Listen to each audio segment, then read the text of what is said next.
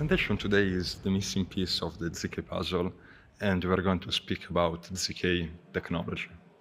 And a brief introduction about myself. I'm Marco, I work for Horizen Labs, and we're doing a lot of stuff in the blockchain space, and specifically we're developing zkVerify, and we're going to go through it along with the entire space of the ZK tech. So I will say more high-level definition that we see around about ZK technology is the following one. Imagine being able to prove that you know something without revealing any details of what you know. But what's the meaning of this sentence? Well, usually it's surrounded by a sort of magic aura, but in reality it's about advanced cryptography. And to explain it to also a non-technical audience, I came across different examples, and maybe the most fitting one is to play a game. Where's Waldo? So we know that Waldo is in the picture over there, but we don't know where is it. And today I would like to use the ZK to prove that I know where Waldo is without giving you any details about his location. So we can imagine that we have a friend that knows where Waldo is, and he wants to prove it to us without revealing any additional information about his location, apart from the fact that he is present in the picture. So our friend tells us to close our eyes, and then he puts a black sheet with a hole way bigger than the image on top of it. When we open our eyes again, what we see is the following. We see that Waldo is in the picture, and we're sure of that, but given that the sheet is very big, we don't learn any more detail about his exact location, apart from the fact that we know for sure that Waldo is there. So this was an oversimplified explanation, and we're going a little bit more technical right now. So in terms of zero-knowledge proofs, we have two main actors in the game. We have the prover and we have the verifier. The prover receives a private input that is called the witness usually, and it's the thing that we don't want to disclose, but we want to prove. And along with the private input, it receives also a public input along with the verifier that are the values used to perform the computation. These inputs are public and not a secret.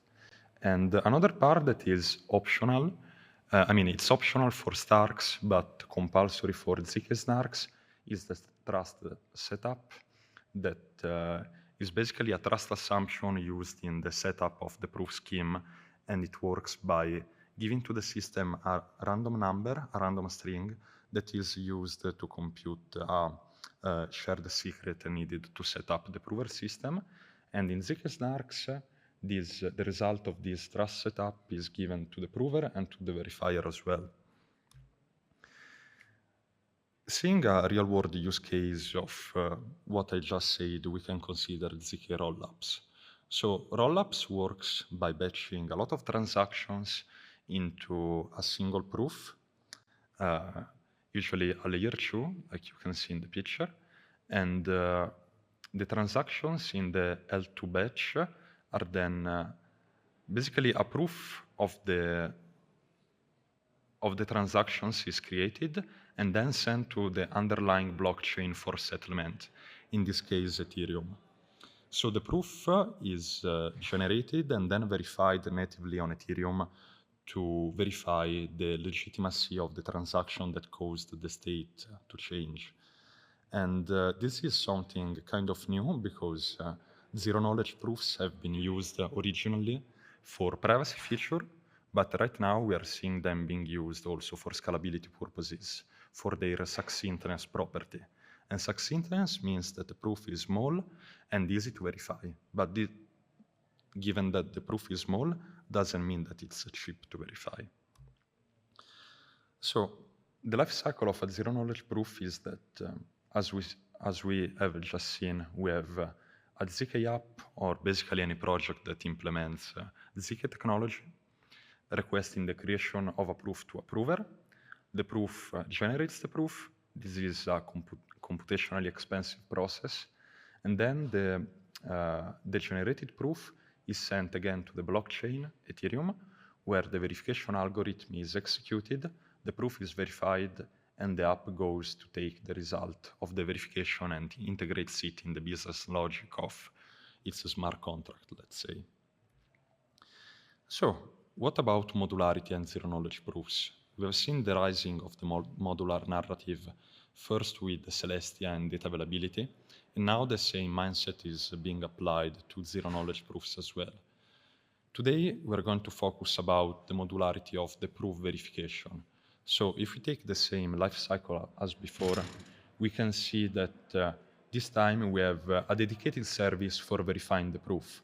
So the proof is not verified natively on Ethereum, but it goes through a proof verification layer that is dedicated and is needed to offload the verification operation. And then the verification layer sends the verification result to the settlement chain, where the application takes the result and integrates it in its smart contract business logic. But the question is, why we should modularize, why we need a dedicated verification layer? Well, the answer is quite straightforward. On-chain verification of proofs nowadays costs a lot. So the proof verification is checking the mathematical validity of the zero-knowledge proof through a publicly known algorithm. And doing that on Ethereum is quite difficult nowadays because the EVM lacks the precompiles for efficient proof verification, and also it consumes a lot of gas. In the table in here, you can see a few estimation of how much gas per proof is needed for its verification and the associated cost in US dollars from considering gas being 30 Gwei and Ethereum $3,000. So the range for verifying a single proof in an application is between a little bit more than $16 to more than 100 for very heavy ZK stacks. And this is actually a problem because it hinders the use and the adoption of this technology. From publicly known data, we know that since the adoption of zero-knowledge technology, applications that relies on it for its properties have spent more than $60 million all time for the proof verification on chain. And this can be somehow avoided. And that's why we are working on zkVerify, which is a dedicated proof verification layer that provides verification for any project using zero-knowledge proofs. zkVerify is a modular, dedicated blockchain designed with simplicity in mind, and it provides two services, consensus and proof verification.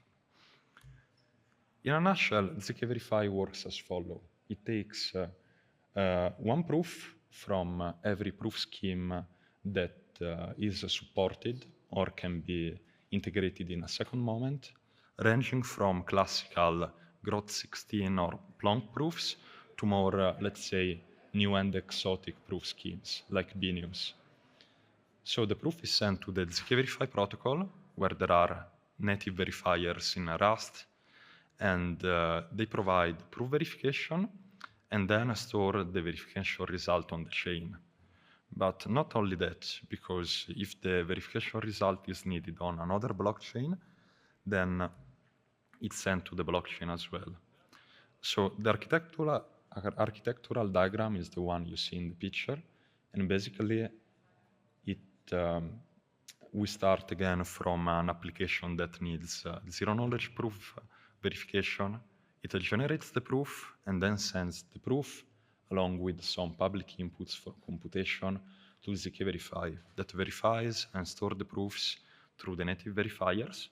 And at this point, the verification result is relayed, is sent to the underlying blockchain. And in the underlying blockchain, such as Ethereum, we have actually the zkVerify smart contract that stores the attestation that are identified by a unique ID.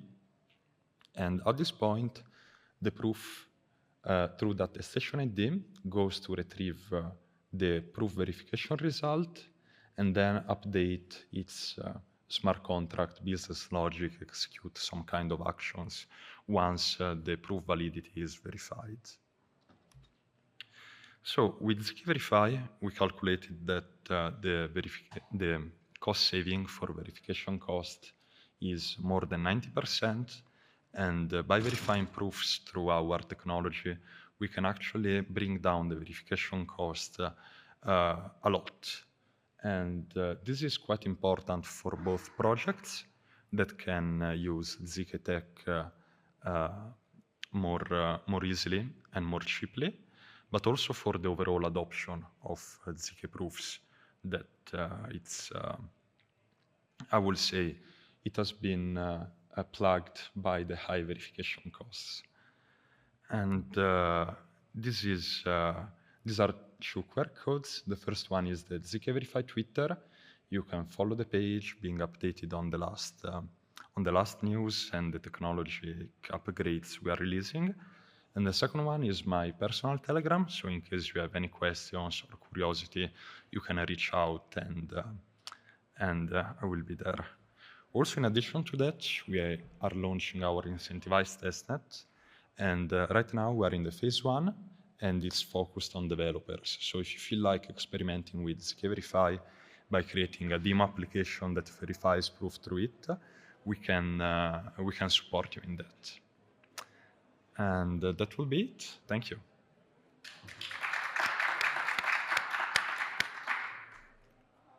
So, do we have time for questions? Or? Okay, we have some time for questions, just in case you have any, please. Okay, so the question is, what are the issues related by integrating zkVerify for proof verification? So actually, the only trust assumption here, I would say, is that you are delegating trust to a third-party service. Is decentralized.